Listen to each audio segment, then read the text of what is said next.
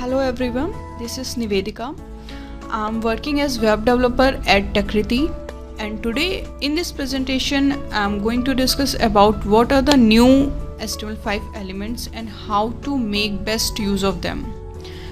Till recently we used to work on HTML4 where code was mostly a limited structure.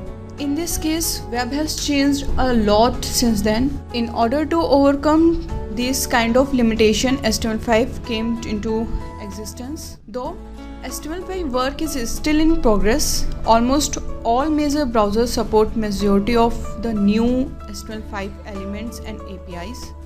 HTML5 provides a lot new features for web development and helps the developer in working with different platforms like mobile and web applications. So in this video, let's see how we can work with new HTML5 elements. We are using this layout as an example. So let's see what would be the structure to present the content on the web page with HTML4. Then after we will make this layout with the HTML5. Have a look on this code. Here we are using div tags to structure the entire web page. The code presentation is not so clear to understand the exact structure of the page. That means it is not clear which code is for header and for other sections. This is for the header area and this section is for the footer area.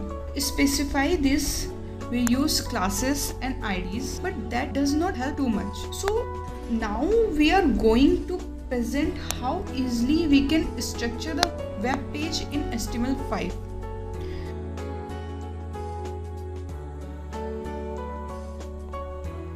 We will code the same structure with HTML5. This will give us an idea how to use new elements of HTML5. There are new tags introduced in HTML5 that helps us in creating a basic structure of web page. So here we can see that we have replaced the div tag with new HTML5 elements to give the specific meaning of positions. Rather than giving the same elements like div tags, we are giving here the new elements as per areas. Like header area, we are putting header tag, and for bottom position, we are putting footer tag. Now the question arises, why should we use HTML5 elements? Then the reason is that the rendering of the page becomes fast with specific HTML5 elements. Let's discuss some of these tags in detail. Let's start with the section tag. It defines the different sections of the page. Now coming to the nav tag. Whenever we use to define the navigations links, we use nav tag. Article tag. This tag is used to define the primary content that is to be present on a web page. For example, in the blog post, we use article tags.